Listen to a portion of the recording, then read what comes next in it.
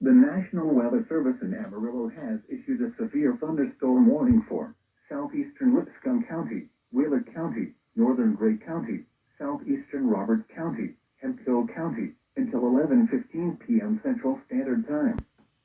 At 10:20 p.m. Central Standard Time, severe thunderstorms were located along a line extending from 3 miles northeast of Lake Marvin to 4 miles east of La Forge, moving northeast at 45 miles per hour.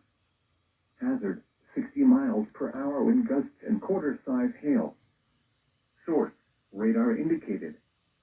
Impact, minor damage to roofs, siding, and trees is possible. Hail damage to vehicles is expected. Locations impacted include Canadian, Milma, Briscoe, Wheeler, La Forge, Higgins, New Mobile, Allison, Glazer, Lake Marvin, Kellerville, Laura, and Mobile. A tornado watch remains in effect until 1 a.m. Central Standard Time for the Panhandle of Texas. For your protection, move to an interior room on the lowest floor of a building.